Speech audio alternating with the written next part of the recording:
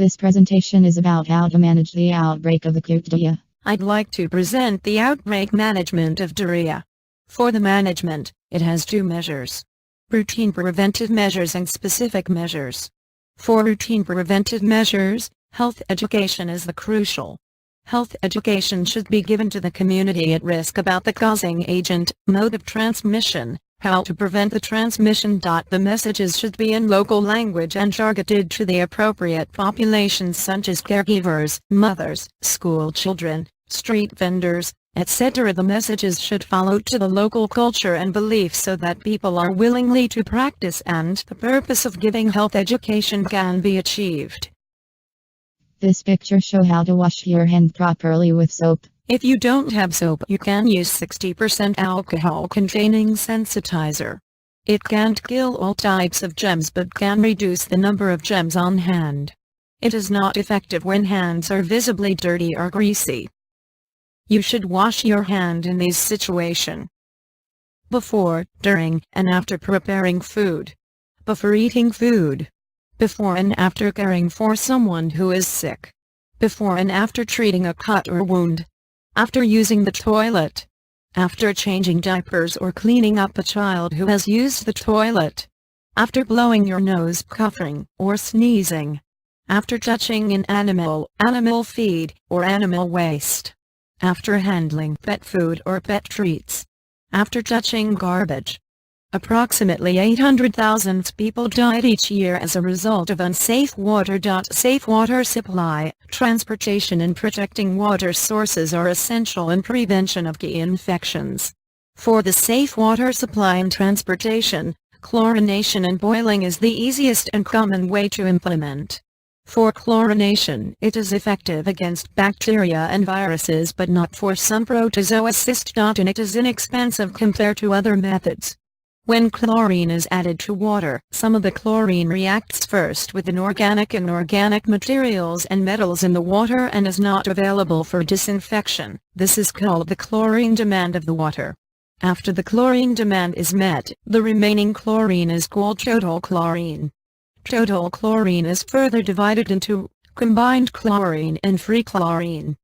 Combined chlorine is the amount of chlorine that has reacted with inorganic, nitrates, etc., inorganic nitrogen-containing molecules, urea, etc., to make weak disinfectants that are unavailable for disinfection. Free chlorine is the chlorine that is left over and is available to inactivate disease-causing organisms. It is a measure of the potability of the water. Thus, total chlorine equals the sum of the combined chlorine and free chlorine measurements.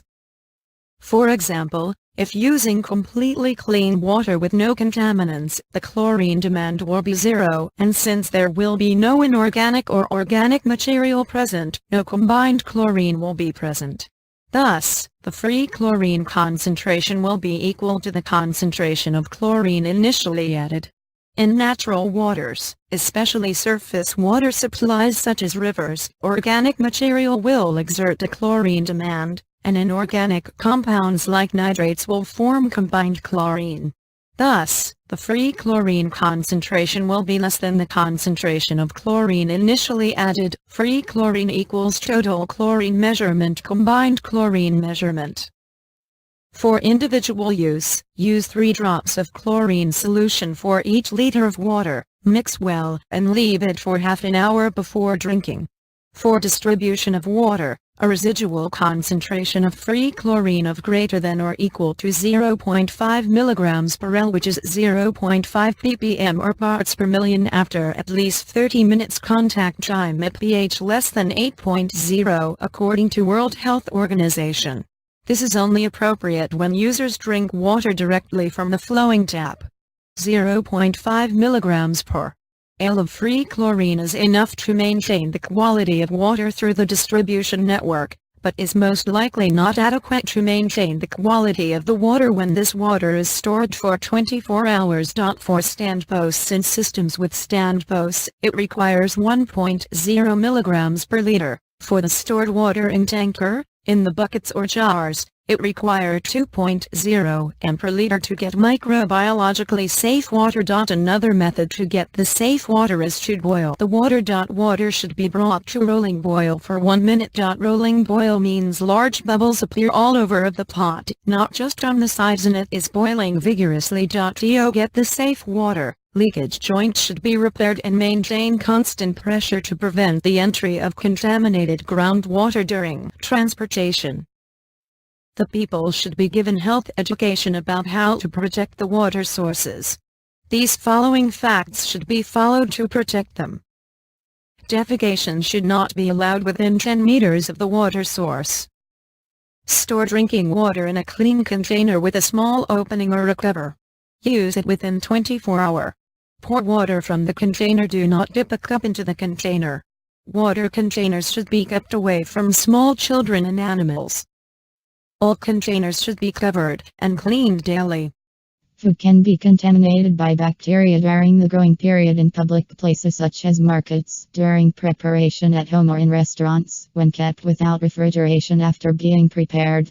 Food safety practices are: clean the food and cooking area before you cook raw meat, poultry, seafood and eggs. Separate from all other food. Cook the food completely and make sure it reaches the proper temperature before eating. An unsanitary environment contributes to the spread of diarrheal agents. Because the pathogens that cause diarrhea are excreted in the stools of an infected person or animal. Proper disposal of feces can help to interrupt spread of infection. Fecal matter can contaminate water where children play, where mothers wash clothes, and where they collect water for home use. Health education should be given to the community about proper use of latrines by everyone, including children, dangers of defecating on the ground or near the water supply, and wash hand with soap after using latrines. Every family needs access to a clean, functioning latrine. If they don't, they should build a new one.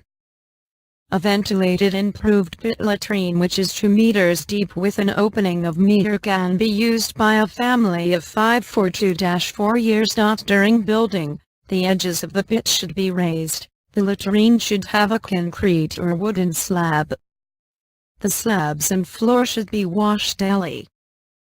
After the pit is 2/3 full, 1.3 meters high, fill it with soil. Compact the soil and dig a new latrine or use 2-pit latrine. To keep bad smells and flies to a minimum, improve ventilation with a vertical vent, topped by a fly screen. If it is well built, odors and fly nuisance are reduced compared with a simple pit. The VIP needs no water for its function. This is a big advantage in water-scarce areas in comparison with flush toilets latrine. It should be located 30 meters or more from a well or source of drinking water, 6 meters or more from the nearest house. It shouldn't be uphill from a water source and not in marshy soil because of danger of groundwater contamination.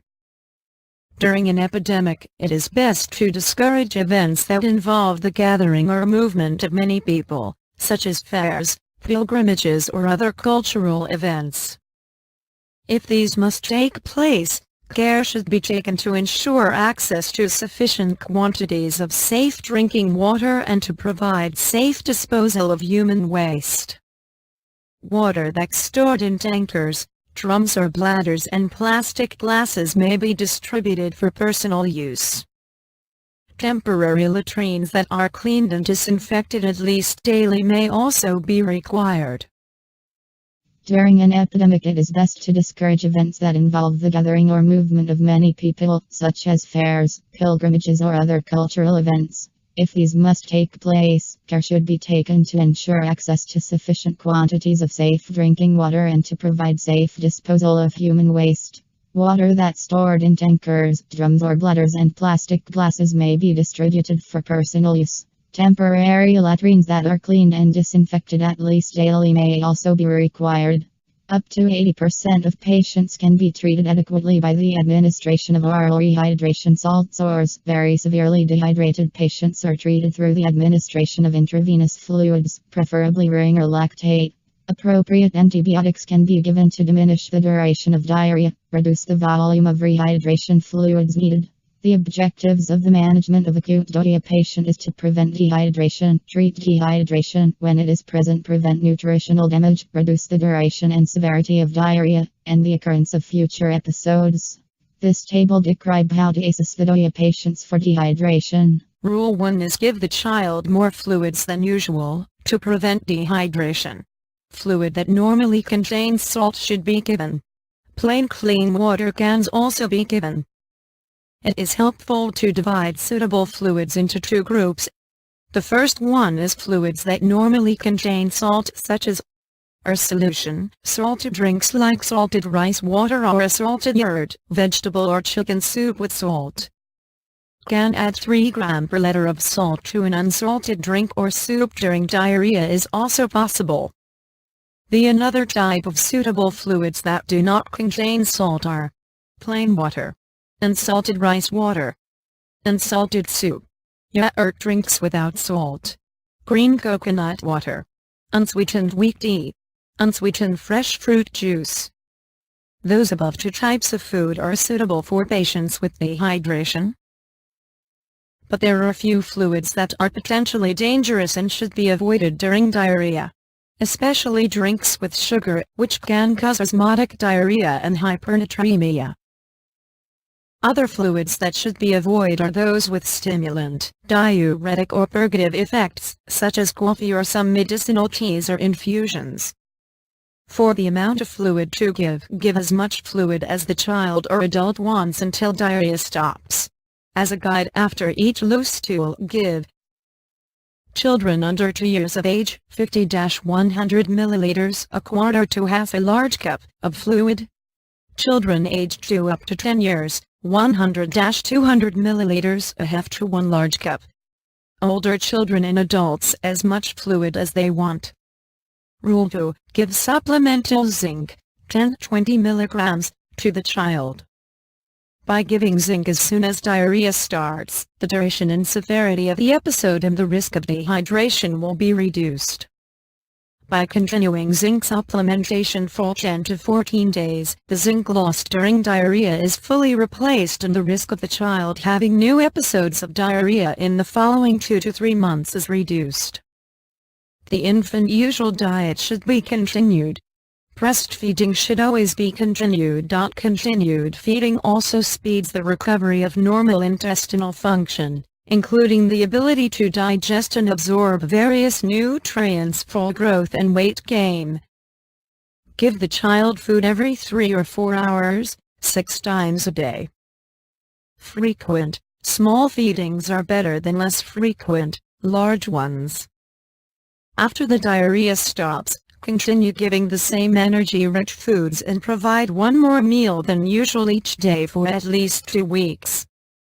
If the child is malnourished, extra meals should be given until the child has regained normal weight for height.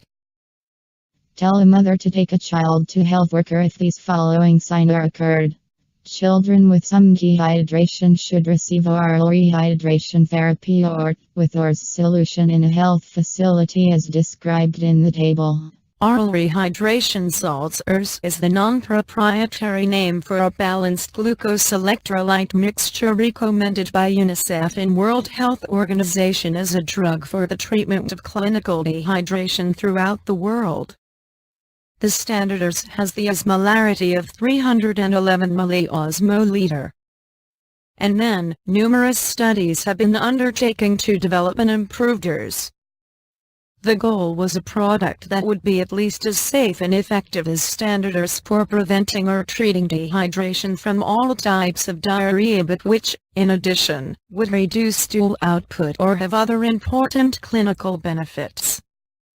One approach has consisted in reducing the osmolarity of a solution to avoid possible adverse effects of hypertonicity on net fluid absorption.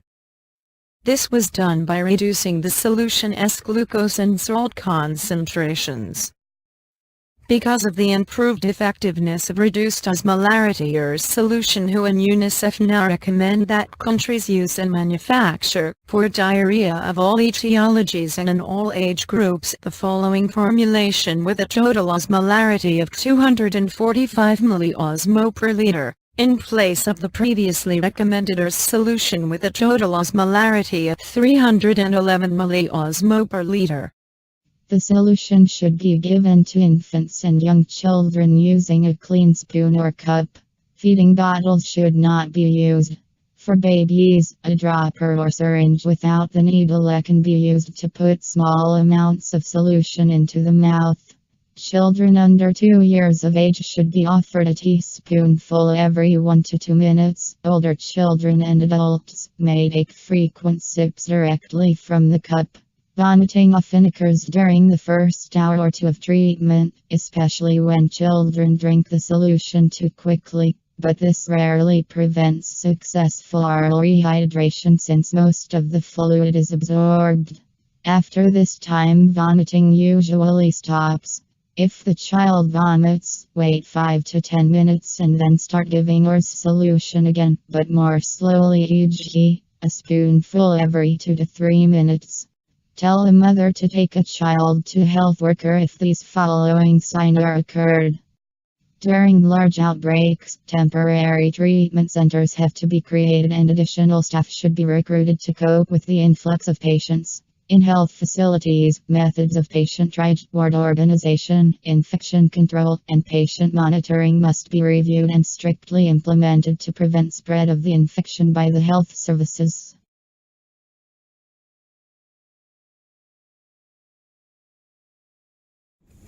Sorry, is there any question for my presentation? Alright, yeah, I have a question. Yeah. How to treat water for household use to prevent diarrhea?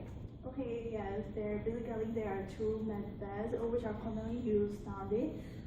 First is use of chlorine solution. Use 3 drops of chlorine solution for 1 liter of water and then mix and leave for 30 minutes. Then you can safely use for your drinking water.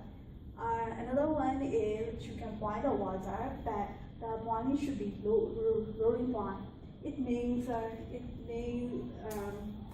you can see the large bubble. When you boil the water, you can see the large bubble appear on the surface of the water, and then leave for 1 minute, and then it will be safe for you to drink. Alright, thanks. Okay, another question. I have a question. Where should the latrine be located in a household area? Basically, it should be 30 meters away from the away from the source of drinking water to prevent the contamination of water, and 6 meters or more from the nearest home, and not away from a water source to prevent the water source. So what are the benefits of reduced ORS over normal ORS? Normally, WHO and UNICEF recommend a reduced osmolarity ORS over normal ORS because there are three benefits for it. The first one is it can reduce the stool outburst, stool volume by about 25% when compared to the normal ORS.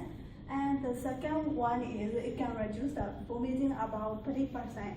And the third one is it can reduce the unscheduled IV necessary by more than 30%.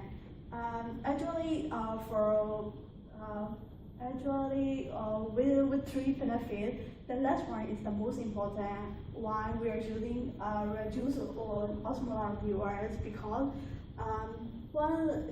it can reduce the hospitalization, so it can reduce the use, less disruption of breastfeeding, less risk of hospital-acquired infection, and less cost in the area where in some places IV therapy is not accessible very easily. So that's why we use a reduced ORS solution.